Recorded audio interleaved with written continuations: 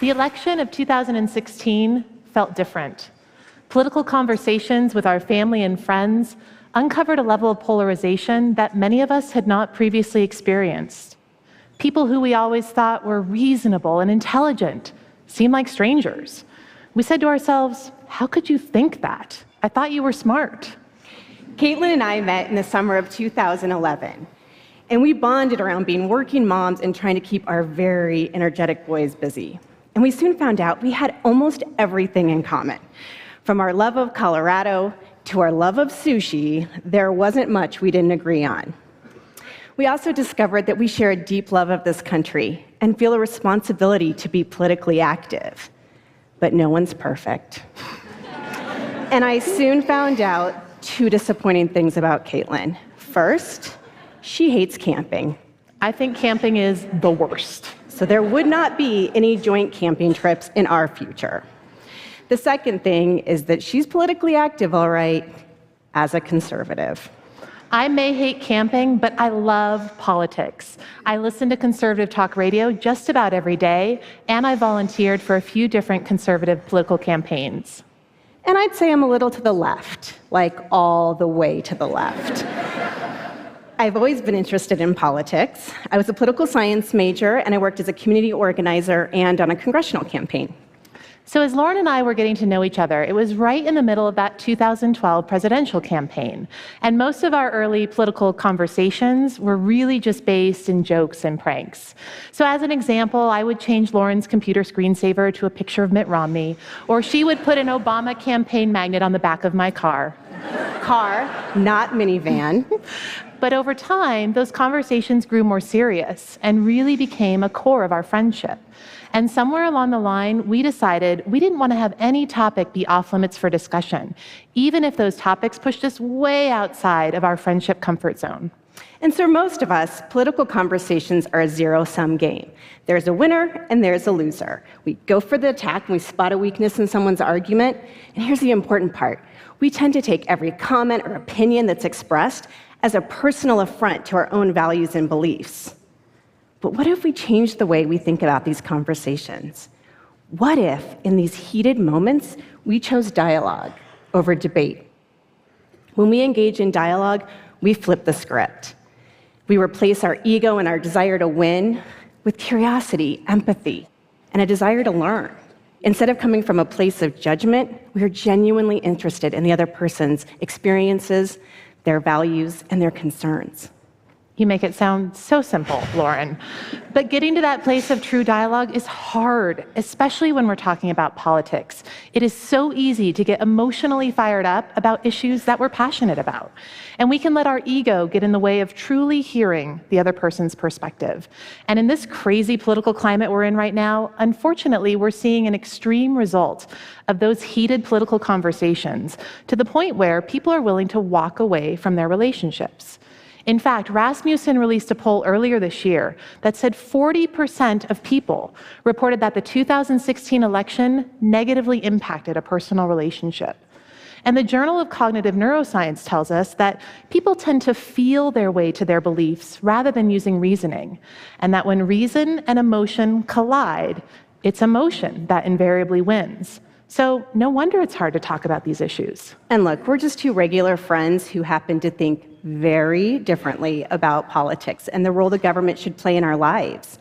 And I know we were all taught not to talk about politics because it's not polite, but we need to be able to talk about it because it's important to us and it's a part of who we are. We have chosen to avoid political debate and instead engage in dialogue in order to maintain what we fondly call our bipartisan friendship. And this election and all of the craziness that has followed has given us several opportunities to practice this skill. Let's start with January and the Women's March. At this point, you can probably guess which one of us participated. Oh, the Women's March. I was annoyed and irritated that entire day, really because of two things. Number one, the name. Women's March. As a conservative woman, the march's platform of issues didn't represent me, and that's okay. But hearing it talked about as this demonstration of sisterhood and solidarity for all women didn't ring true for me. The other piece was the timing of the event, the fact that it was the day after the presidential inauguration. It felt like we weren't even giving the new administration to actually do anything, good or bad, before people felt the need to demonstrate against it. And under normal circumstances, I would agree with Caitlin. I think an administration does deserve the benefit of the doubt. But in this case, I was marching to show my concern that a man with such a poor track record with women and other groups had been elected as president. I had to be part of the collective voice that wanted to send a clear message to the new president that we did not accept or condone his behavior or rhetoric during the election. So, I'm already feeling kind of aggravated.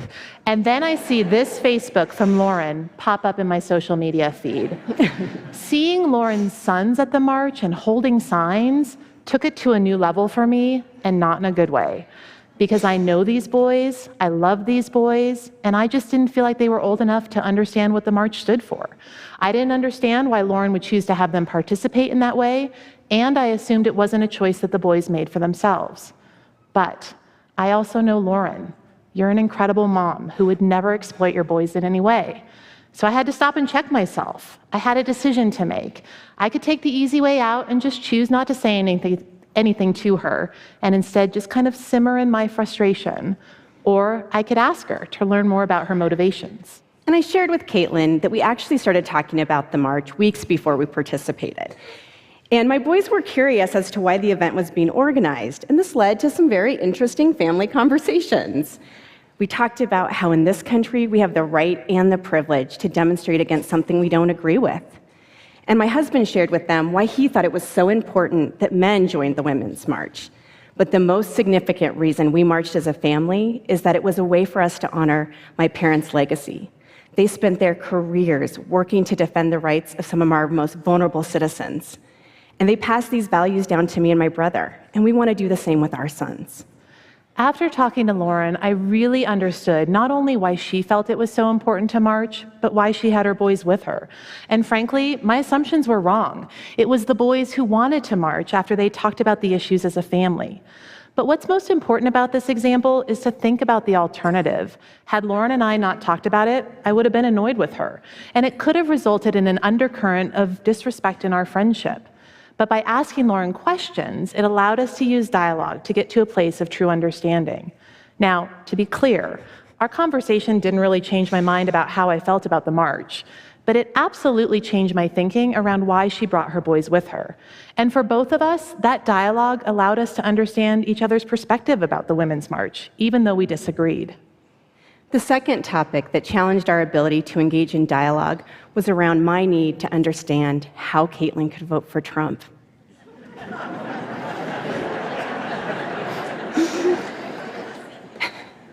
Caitlin is a successful professional woman who is deeply caring and compassionate. And the Caitlin I know would never excuse any man from talking about women the way that Trump did during the campaign. It was hard for me to reconcile these two things in my mind. How could you overlook the things that were said? So I'm guessing I may not be the only one here that thought we didn't have the best choices for the presidential election last year. The Republican candidate who I did support didn't make it out of the primary. So when it came time to vote, I had a decision to make. And you're right, there were some terrible things that came out during the Trump campaign. So much so that I almost decided to just abstain rather than voting for president, something I had never even considered doing before. But ultimately, I did vote for Donald Trump. And for me, it was really a vote for party over person, especially recognizing how important that presidential pick is on influencing our judicial branch. But I shared with Lauran, it was a decision I really wrestled with and not one that I made lightly. And so after our conversation, I was struck by a few things. First, I had fallen victim to my own confirmation bias. Because of my strong feelings about Trump, I had given all Trump voters the same attributes, and none of them forgiving. But knowing Caitlin, I started to ask questions. What were Trump voters really concerned about? Under all the divisive language, what was really going on? What could we learn about ourselves and our country from this unlikely event? I also learned that we shared a deep disappointment in this election and that we have growing concerns about our two-party political system. But the most important thing about this conversation is that it happened at all. Without an open and honest dialogue between the two of us, this election would have been the elephant in the room for the next 4 years, pun intended.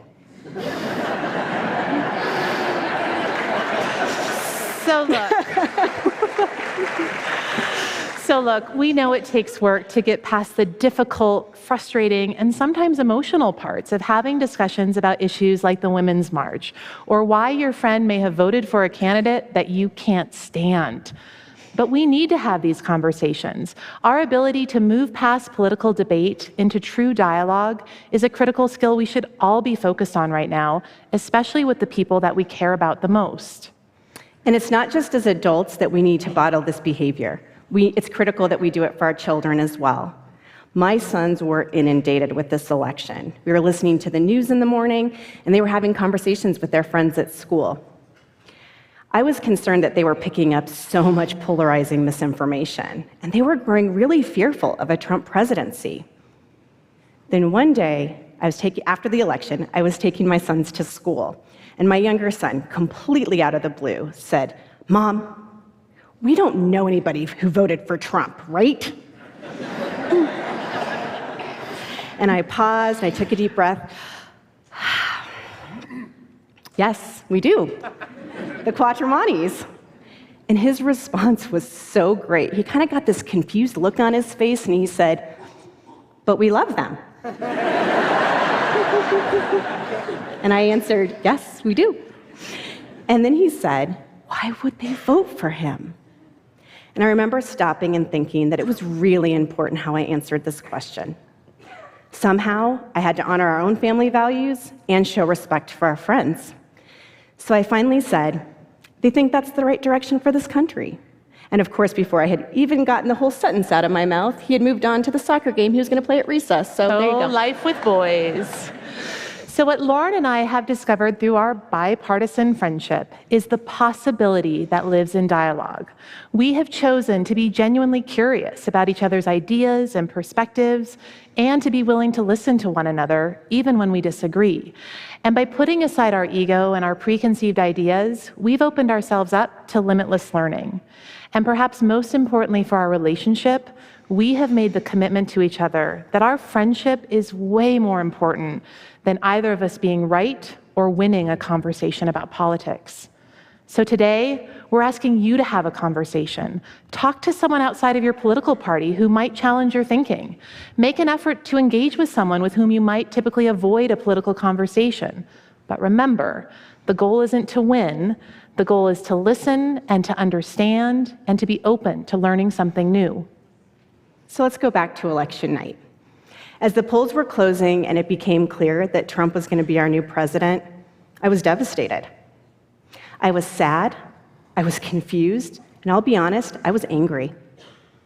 And then just before midnight, I received this text message from Caitlin.